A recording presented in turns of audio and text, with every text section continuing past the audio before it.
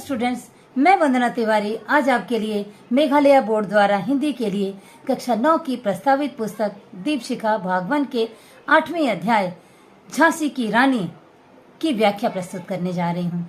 इसके पहले मैं आपको आर्यभट्ट का लेसन का व्याख्या दे चुकी हूँ। बहुत सारी जो क्लास 9 के चैप्टर्स हैं उसकी व्याख्या दे चुकी हूँ। आज आपके लिए लेसन 8 है और मुझे आशा है कि मेरे प्रयास से आपको सफलता मिलेगी।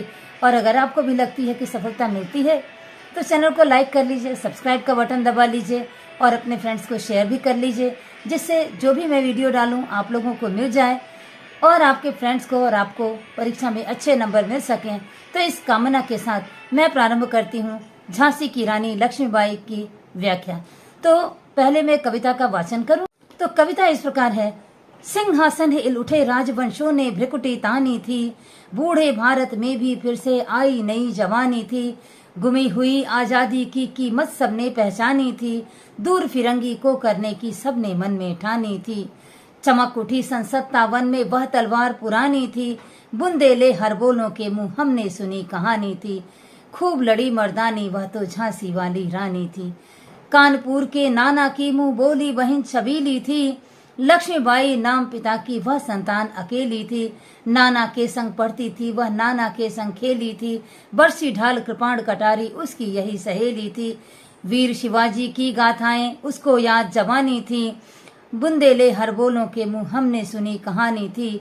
खूब लड़ी मर्दानी वह तो झांसी वाली रानी थी।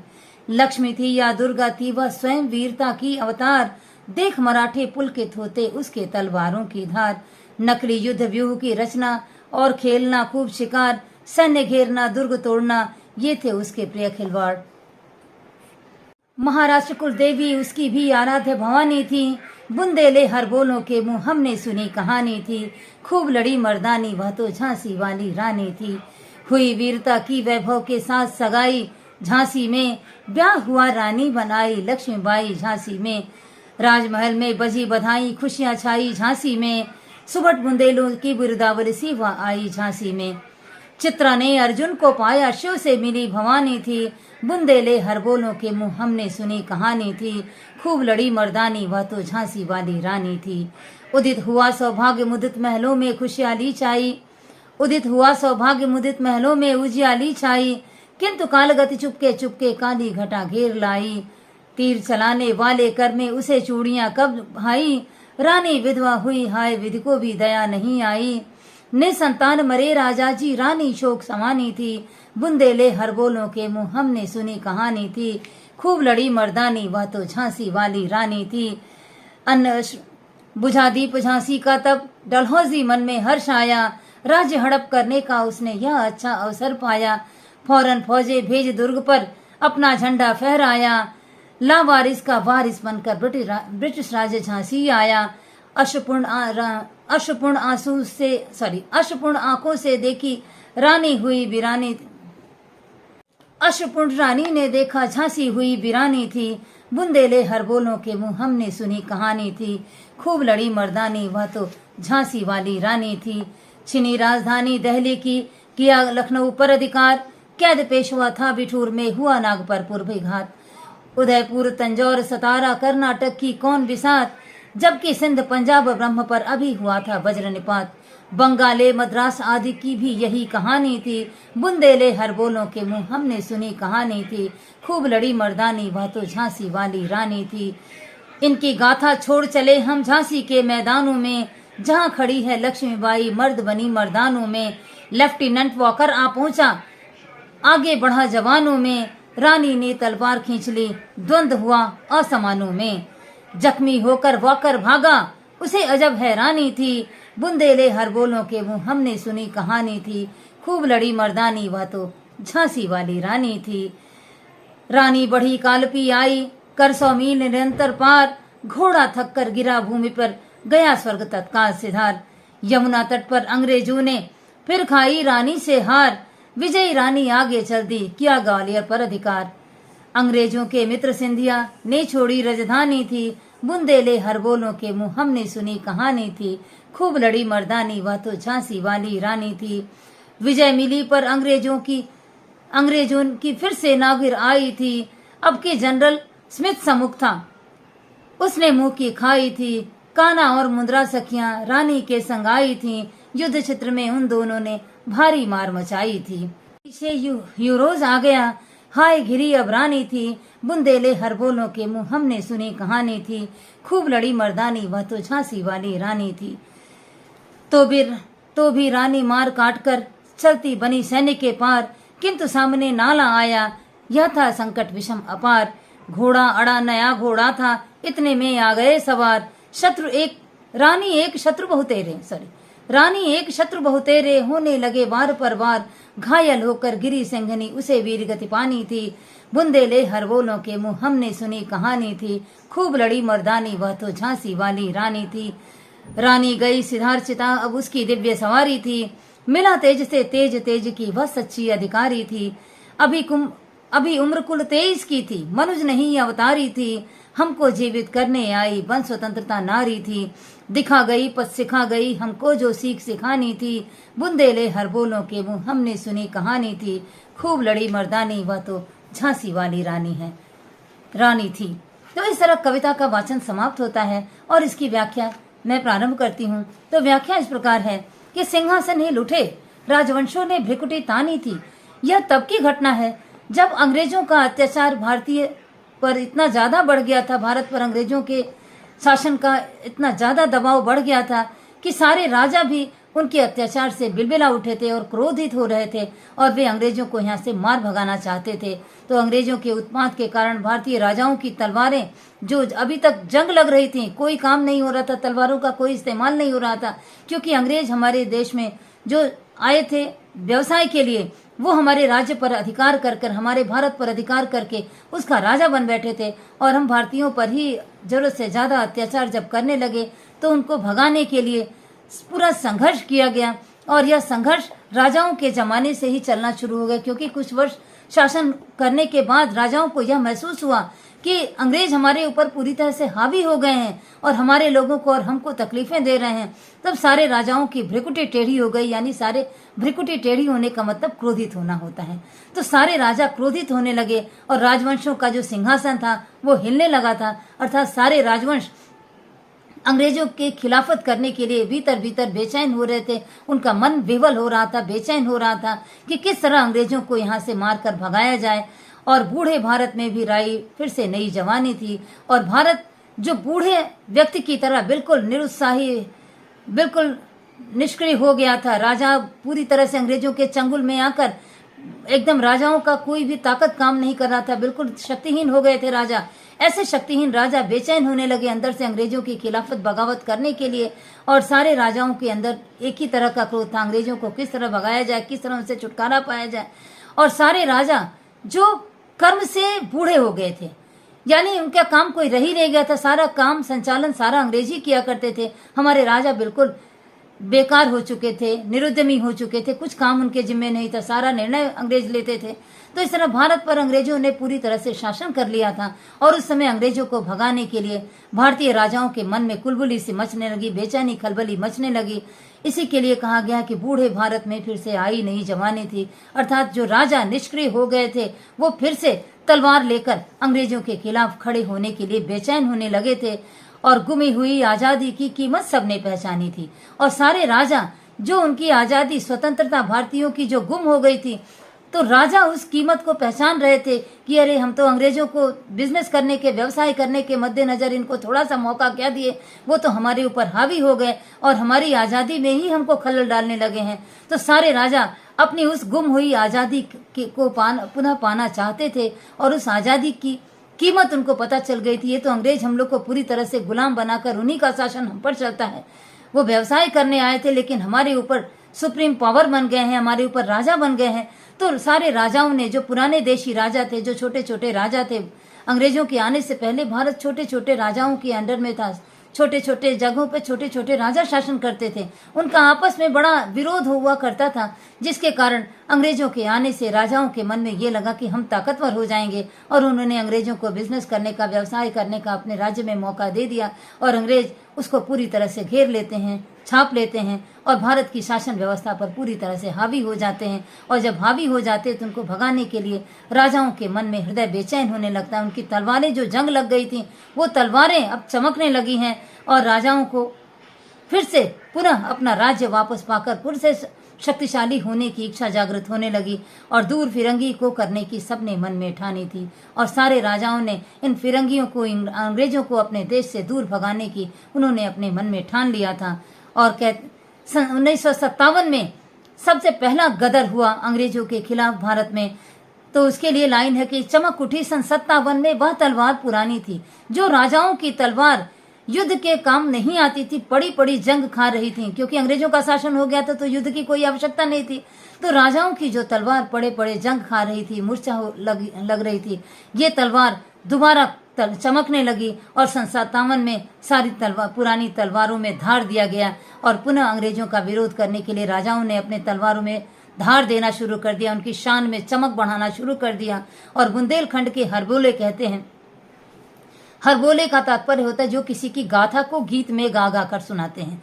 तो बुंदेलखंड के ऐसे हरबोले थे जो किसी की भी वीरता को अपने गीतों में गाकर सुनाने वाले जो हरबोले थे, वे झांसी की रानी लक्ष्मीबाई के वीरता के गायन को हरबोलों ने अपने शब्दों में बताया। और उन्होंने अपने गीतों में यह बताया कि खूब लड़ी मर्दानी वह तो झांसी वाली रानी थी। अंग्रेजों के खिलाफ लड़ने वाली वह मर्दानी, वह झांसी वाली रानी थी। वो मर्दों के बीच में मर्दाना बनकर वो मर्दानी की तरह लड़ती लड़ती वीर गति को प्राप्त हुई। तो ऐसी झांसी की रानी की वीरता की गाथा हरबोले अपने शब्दों में सुनाया करते थे।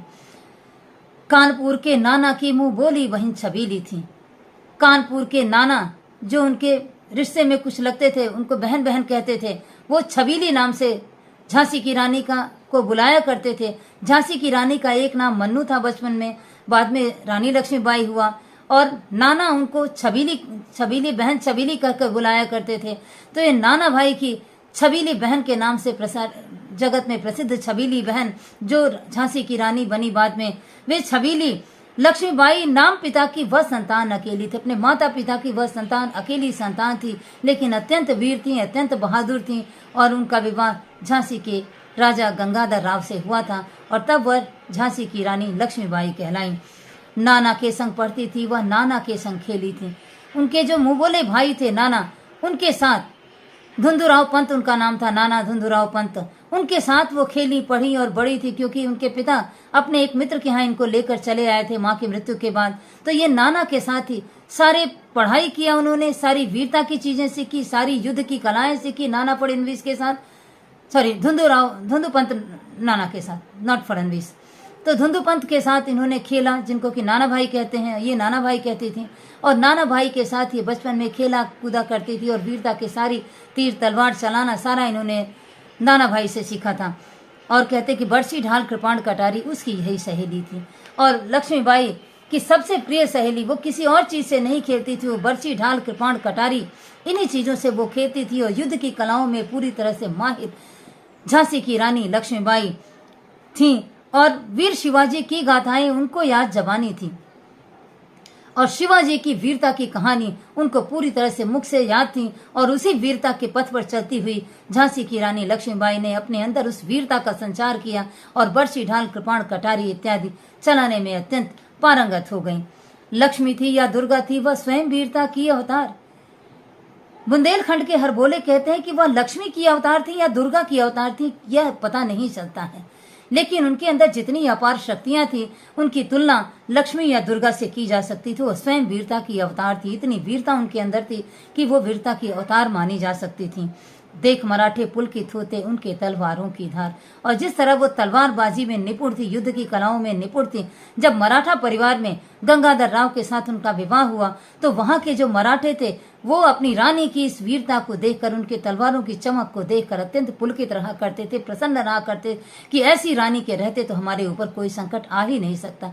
तो इस तरह की रानी झांसी की रानी, उन्होंने पहले से ही नकली युद्ध व्यूह की रचना, वो शुरू से ही युद्ध अभ्यास किया करती थी, नकली युद्ध करती थी, उनका अभ्यास करती थी, किस तरह व्यूह बनाना है, किस तरह शिकार खेलना है, किस तरह युद्ध में दुश्मन को पराजित करना है, सैन्य घेरना, दुर्ग तोड़ना, किस तरह वो सैनिकों को विपक्षी पार्टी के विपक्षियों के सैनिकों को किस तरह घेरना है, उनके दुर्ग को कैसे तोड़ना है, ये सारे उनके पसंदीदा खिलवाड़ थे। अर्थात युद्ध में उपयोग होने वाले जितने दांव पेच थे वह सीखना लक्ष्मीबाई के सबसे पसंदीदा थे और उसको वह सीखती थी। नाना साहब के साथ जो उनके मुंह बोले भाई थे उनके साथ सीखते सीखते वह युद्ध कला में पूरी तरह पारंगत हो गई थी। महाराष्ट्र कुलदेवी उनकी भी आराध्य भवानी थी। अर्थात महाराष्ट्र की कुलदेवी, मराठों की जो कुलदेवी थी मुंबा देवी, जिनको दुर्गा का अवतार माना जाता है, वो मुंबा देवी की वो आराधना करती थी। वो बड़ी शक्तिशाली दुर्गा देवी की आराधना करती थी। जो महाराष्ट्र की कुलदेवी है मुंबा देवी, दुर्गा की अवतार मानी जाती हैं। बुंदेलखंड के हरबोले कहते हैं कि हमने बुंदेलखंड के हरबोले हमेशा झांसी की रानी की वीरता की गाथाएं गाते रहते हैं कि वह खूब लड़ी मर्दानी, वह तो झांसी वाली रानी थी। वह झांसी वाली रानी वीरता की अवतार, वह अंग्रेजों से खूब लड़ी। वो युद्ध के क्षेत्र में वो अंग्रेजों से पूरी तरह से लड़ी थी और बड़ी वीरता के साथ लड़ी थी। यह बुंदेलखंड के हरबोले अपने गीतों के माध्यम से लोगों को उनकी वीरता की गाथाएं सुनाते हैं। हुई वीरता की वैभव के साथ सगाई झांसी में, और जब बड़ी हुई लक्ष्मीबाई, जब बड़ी हुई तो उनका विवाह झांसी के राजा गंगाधर राव के साथ विवाह हुआ। ब्याह हुआ रानी बनाए। वीरता और वैभव, यानी वीर थी लक्ष्मीबाई और वैभव, राजा गंगाधर राव के पास धन संपदा थी तो वैभवशाली माने गए। तो वीरता झांसी की रानी और वैभव गंगाधर राव, इन दोनों का सगाई हुआ झांसी में और ब्याह हुआ रानी बनाई लक्ष्मीबाई झांसी में। और इस तरह रानी लक्ष्मीबाई झांसी में रानी बनकर राज आती हैं और राजमहल में बजी बधाई, खुशियां छाई झांसी में। और राजमहल में इनके आगमन से, झांसी की रानी के आगमन पर, उनके नववधु के आगमन पर पूरी झांसी में अत्यंत प्रसन्नता छा गई और सुभट बिंदेलों की बुरदावरी सी वह आई झांसी में। और एक अकेली रानी जब राजमहल में प्रवेश करती हैं तो ऐसा प्रतीत होता है मानो कि सुभट बुंदेलों का इतने ज्यादा वीरों की टुकड़ियां चली आ रही हैं। यानी एक नारी के अंदर, उस वीर नारी के अंदर ऐसा लगता था वीरों की सेना की तरह ताकत उनके अंदर थी। एक रानी के आगमन से प्रतीत हुआ कि पूरी वीरों की सेना चली आ रही है और राजमहल में वीरों की सेना का प्रवेश हो गया है। वहां के मराठे उनके इस वीरता से अत्यंत प्रसन्न रहा करते थे। चित्रा ने अर्जुन को पाया, शिव से मिली भवानी थी। और गंगाधर राव और रानी लक्ष्मीबाई का विवाह होने के बाद दोनों का सम्मेलन ऐसा हुआ कि जिस तरह चित्रा के साथ अर्जुन का विवाह हुआ और शिव का भवानी के साथ अर्थात पार्वती के साथ विवाह होने पर जैसा संगम हुआ, जैसा मेल हुआ, उसी प्रकार का मेल राजा गंगाधर राव और झांसी की रानी लक्ष्मीबाई का आपस में हुआ। और इतनी वीर रानी का वैभव के साथ विवाह होकर जब झांसी में आती हैं तो खूब लड़ी मर्दानी, वह तो झांसी वाली रानी थी, ऐसा बुंदेलखंड के हरबोले अपने गीतों के माध्यम से लोगों को सुनाते हैं। जब रानी झांसी में आती हैं, उदित हुआ सौभाग्य मुदित महलों में उजियाली छाई। और जैसे ही रानी झांसी में प्रवेश करती हैं तो झांसी का सौभाग्य उदित हो जाता है और पूरे महलों में मुदित हो जाते हैं। सारे लोग प्रसन्न चित्त हो जाते हैं और झांसी के पूरी झांसी में प्रसन्नता का वातावरण हो जाता है। किंतु कालगति चुपके चुपके काली घटा घेर लाई। कहते हैं कि अच्छाई के साथ कभी कभी बुराई भी आ जाती है। जैसे ही रानी का गंगाधर राव से विवाह हुआ, इतनी खुशियां, इतनी प्रसन्नता राजमहल में आई, लेकिन काल को यह प्रसन्नता पसंद नहीं आई और काल गति चुपके चुपके राजमहल में प्रवेश कर लेता है। इतनी खुशियां, इतनी प्रसन्नता, इस ऐसी वीर रानी के आगमन से सारा वातावरण प्रसन्नमय था, सारे लोग प्रसन्न थे, महल में खुशियां छा गई थी। लेकिन काल को ये खुशियां पसंद नहीं आई और तीर चलाने वाले कर में उसे चूड़ियां कब भाई। और इतनी वीर नारी के हाथों में चूड़ियां पहनना काल को पसंद नहीं आया और रानी विधवा हुई, हाय विधि को भी दया नहीं आई। और रानी ब्याह के कुछ ही दिनों बाद गंगाधर राव की मृत्यु हो जाती है और तीर चलाने वाले हाथों में चूड़ियां काल को नहीं भाई और काल ने उन चूड़ियों को तोड़ने का बंदोबस्त कर दिया और गंगाधर राव की मृत्यु हो गई, रानी विधवा हो गई और भगवान को भी, विधि को भी दया नहीं आई। और ऐसी सुकुमार रानी के विधवा होने पर काल को भी दया नहीं आई, उन्होंने तुरंत इनको विधवा कर दिया। और निसंतान मरे राजा जी, रानी शोक समानी थी। राजा के मृत्यु के बाद रानी शोक संतप्त पड़ी हुई थी, रानी के कोई संतान भी नहीं थी, रानी शोक संतप्त पड़ी हुई हैं। और बुंदेलखंड के हरबोले रानी की वीरता का वर्णन अपने शब्दों में सुनाते हुए कहते हैं कि यह रानी खूब लड़ी मर्दानी, वह तो झांसी वाली रानी थी। उन्होंने अंग्रेजों के खिलाफ खूब लड़ी वह मर्दानी, पुरुषों की तरह लड़ने वाली वह झांसी की रानी की वीरता की वैभव की गाथा बुंदेलखंड के हरबोले सुनाते हैं। बुझा दीप झांसी का तब डलहौजी मन में हर्ष आया।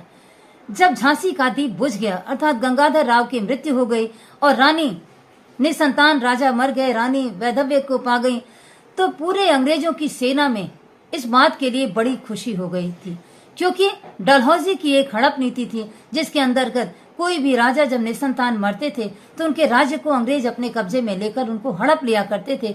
तो गंगाधर राव के निसंतान मरने के कारण अंग्रेज डलहौजी अत्यंत प्रसन्न हुआ और उसको लगा कि झांसी तो उसके कब्जे में आ गई और वह तुरंत राज्य हड़प करने का उसने अच्छा अवसर पाया। और गंगाधर राव की मृत्यु के होने के बाद डलहौजी अत्यंत प्रसन्न हो गया, क्योंकि उसको राज्य हड़प करने का अच्छा अवसर मिल गया और वह अत्यंत प्रसन्न हुआ और फौरन फौजें भेज दुर्ग पर अपना झंडा फहराया और तुरंत झांसी के किले पर वह अपना सेना भेजा, अपनी सेना भेजकर वहां पर अपना अंग्रेजी शासन का झंडा फहरा देता है। लावारिस का वारिस बनकर ब्रिटिश राज्य झांसी आया और इस लावारिस हो चुकी झांसी, जिसके राजा निसंतान मर चुके थे, नई नई रानी वैधव्य को प्राप्त होकर शोक संतप्त पड़ी हुई थी, ऐसी अवस्था में उस लावारिस राज्य का वारिस बनकर डलहौजी वहां पर शासन करने के लिए पहुंच गया। जैसे ही यह खबर रानी को मिलती है, अश्वपूर्ण रानी ने देखा झांसी हुई वीरानी थी। जैसे ही रानी ने इस घटना को सुना कि डलहौजी इस तरह हाजिर हो गया है, अपना झंडा फहरा लिया है, रानी ने अश्वपूर्ण आंखों से झांसी की तरफ देखा, कहा कि यह झांसी वीरानी हो गई, राजा विहीन हो गई है। बुंदेलखंड के हर बोलों के मुंह से झांसी की रानी की वीरता की गाथा सुनते सुनते सारे लोगों को इस बात का पता चला कि किस तरह वह नारी, वह योद्धा की तरह युद्ध भूमि में लड़ती रही और मर्दों के साथ मर्दानी बनकर युद्ध किया उसने। तो डलहौजी के बारे में सुनते ही रानी अपने आंसू पोंछ लेती हैं। छिनी राजधानी दिल्ली की, लिया लखनऊ बातों बात। अंग्रेजों ने दिल्ली को भी अपने कब्जे में ले लिया था, वहां के भी निसंतान राजाओं के राज्य को अपने कब्जे में लिया, लखनऊ को भी ले लिया। कैद पेशवा था बिठूर में, पेशवा को बिठूर में कैद करके उनके राज्य को भी दखल कर लिया था। नागपुर पर भी उन्होंने घात किया। जो छोटे छोटे राजा थे उनके राज्यों को पर घात कर करके उसको अपने कब्जे में ले लिया था। उदयपुर, तंजौर, सतारा, कर्नाटक की कौन बिसात, ये सारे जो छोटे छोटे राज्य थे, उदयपुर, तंजौर, सतारा, कर्नाटक, इन सब पर अंग्रेजों ने अपना झंडा गाड़ दिया था। और जबकि सिंध, पंजाब और ब्रह्म पर अभी हुआ था वज्रपात, सिंध और पंजाब पर भी तुरंत यह घटना घटी थी। अंग्रेजों का शासन वहां हो गया था। राजा के निसंतान मरते ही ये वहां पर जाकर उस राज्य को दखला लेते थे, कब्जा कर लेते थे, अपना झंडा फहरा लेते थे और उनका शासन चलने लगता था। तो कहते हैं कि ये सारे राज्यों के ऊपर अर्थात छिनी राजधानी दिल्ली का, लखनऊ का, बिठूर के, नागपुर, उदयपुर, तंजौर, सतारा, कर्नाटक इत्यादि, पंजाब, सिंध, ब्रह्म इत्यादि सारे राज्यों पर अंग्रेजों का शासन हो गया था। लेकिन सुभद्रा जी कहती हैं कि हम इनकी बातें छोड़ चले हम झांसी के मैदानों में। बंगाल, मद्रास इत्यादि की भी यही कहानी थी। बंगाल, मद्रास पर भी अंग्रेजों का शासन हो गया था। तो धीरे धीरे वो भारत के छोटे छोटे राजाओं के राज्य पर अपना झंडा फहराते चलते, उनको अपने कब्जे में लेते चलते। सुभद्रा जी कहती हैं कि इनकी गाथा छोड़ चले हम झांसी के मैदानों में। बाकी राज्यों के साथ क्या हो रहा है उनकी गाथा हम छोड़कर हम झांसी की रानी की चर्चा कर रहे हैं। हम झांसी के मैदान में चलते हैं कि झांसी की रानी किस तरह अंग्रेजों से लड़ते लड़ते उनको छक्का छुड़ाया, उनको जीतने नहीं दे रही थी। तो उसकी गाथा गाने के लिए सुभद्रा जी आगे कहती हैं कि झांसी के मैदान में हम चलते हैं जहां खड़ी थी लक्ष्मीबाई मर्द बनी मर्दानों में।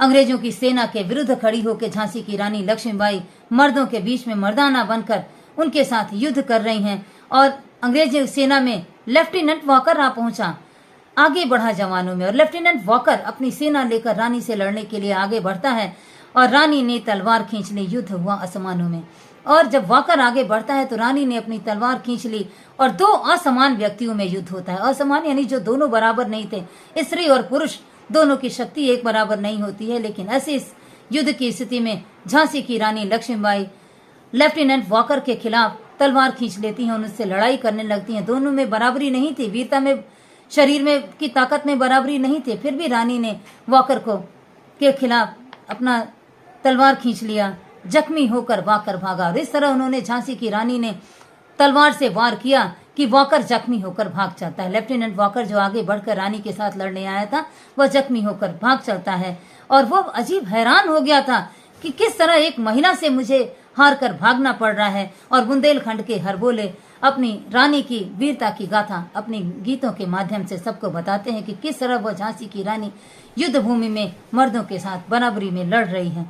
रानी बढ़ी कालपी आई कर 100 मील निरंतर पार। अंग्रेजों के साथ लड़ते लड़ते झांसी की रानी आगे बढ़ते बढ़ते कालपी तक आ गई और अंग्रेजों से लड़ते लड़ते निरंतर 100 मील पार कर लेती हैं। 100 मील तक अंग्रेजों को भगा भगा उनको उन्होंने मारा और उसके बाद 100 मील पार करते करते घोड़ा थक कर गिरा भूमि पर, गया स्वर्ग तत्काल सिधार। और रानी का घोड़ा थक कर गिर जाता है और उसकी मृत्यु हो जाती है। और यमुना तट पर फिर अंग्रेजों ने फिर खाई रानी से हार और युद्ध करते करते यमुना के तट पर भी अंग्रेजों सेना के साथ रानी का युद्ध हुआ और अंग्रेजी सेना को वहां भी हार का मुंह देखना पड़ता है और विजयी रानी आगे चल दी, किया ग्वालियर पर अधिकार। दूसरा घोड़ा मंगाया गया और यमुना के तट पर जब रानी का अंग्रेजों के साथ युद्ध हुआ तो वहां भी अंग्रेजों को हार का मुंह देखना पड़ा और अंग्रेजों को हराकर रानी जब आगे बढ़ी उन्होंने आगे बढ़कर ग्वालियर में भी अंग्रेजों से लड़ाई करने की ठानी और अंग्रेजों से लड़ाई किया। उन्होंने खूब लड़ी मर्दानी, वह तो झांसी वाली रानी थी। वह युद्ध भूमि में लड़ने वाले झांसी की रानी लक्ष्मीबाई वह झांसी की रानी थी। उसकी वीरता की गाथा बुंदेलखंड के हरबोले अपने शब्दों में गीतों के माध्यम से लोगों को उनकी वीरता की गाथा सुनाते हैं। विजय मिली पर फिर अंग्रेजी सेना घिर आई थी और अंग्रेजों को भगाकर उन्होंने ग्वालियर पर कब्जा कर लिया, लेकिन फिर से अंग्रेजी सेना ने दोबारा रानी को घेर लिया। विजय मिले ग्वालियर पर, लेकिन अंग्रेजी सेना ने फिर से रानी को घेर लिया। अब के जनरल स्मिथ सम्मुख था और इस बार जनरल स्मिथ सेना का नायक बनकर आया था, रानी से युद्ध करने के लिए आया था। उसने मुंह की खाई थी। जनरल स्मिथ सम्मुख था, उसको भी रानी ने हार का मजा चखाया और उसको भी हराया और रानी के साथ साथ कान्हा और मुंद्रा सखियां रानी के संग आई थी। रानी की एक आदत थी कि अपनी सखियों को भी, अपनी दासियों को भी वह युद्ध की कला राजभवन में बैठ बैठ कर सिखाया करती थी। यही उनके साथ काम आया कि उनकी मुंद्रा और कान्हा सखियां जो थीं, जो उनकी दासियां थीं, वो भी युद्ध भूमि में रानी के साथ सब सीखकर युद्ध की कलाएं सीखकर निकल आई थी, तलवार चलाने लगी। वह भी युद्ध भूमि में भारी मार मचाई थी। कान्हा और मुंद्रा नाम की रानी की सखियां, जिसको उन्होंने राजमहल में युद्ध की कला सिखाई थी, वो भी रानी के साथ वहां मैदान में लड़ती हैं और भारी मार काट मचाती हैं। युद्ध क्षेत्र में उन दोनों ने भारी मार मचाई थी। कान्हा और मुंद्रा रानी की सखिया ने भी पूरी तरह वहां अंग्रेजों के खिलाफ लड़ लड़कर मार काट मचाया और अंग्रेजों को भागने पर विवश कर दिया। पर पीछे ह्यूरोज आ गया और उनको भगाते भगाते, स्मिथ को भगाते भगाते ह्यूरोज सेना का नायक, अंग्रेजी सेना का नायक ह्यूरोज सामने आ जाता था और दो तरफ से रानी को, एक तरफ से स्मिथ और एक तरफ से ह्यूरोज घेर लेते हैं और बुंदेलखंड के हरबोले रानी की इस वीरता का वर्णन अपने शब्दों में सुनाते हुए कहते हैं कि यह खूब लड़ने वाली झांसी की रानी मर्दों के बीच में मर्दानी बनी अत्यंत वीरता के साथ लड़ती है। जब पीछे ह्यूरोज भी आ गया, उसको भी रानी मार काट कर चलती बनी सैनिक के पार। अभी स्मिथ को घायल किया था, अभी ह्यूरोज आ गया। ह्यूरोज को भी मार काट कर जब रानी अंग्रेजी सेना के पार चलती हैं, किंतु सामने नाला आया। यह था संकट विषम अपार और एक बड़ा सा नाला आया जो कि रानी का नया घोड़ा था, उसको नाले को पार नहीं कर पाया और घोड़ा अड़ा, नया घोड़ा था और घोड़ा उस नाले को पार नहीं कर पाया और अड़ गया। और इतने में अंग्रेजी सेना वापस आकर रानी को घेर लेते हैं और चारों तरफ से घेर लेते हैं। रानी एक शत्रु बहुतेरे, रानी एक अकेली थी और बहुत सारे चारों तरफ से अंग्रेज सैनिक उनको घेर लेते हैं और घेर कर वार पर वार जब होने लगी, तो जब 3-4 तरफ से रानी घिर गई और वार पर वार होने लगे, तो घायल होकर गिरी सिंघनी उसे वीरगति पानी थी।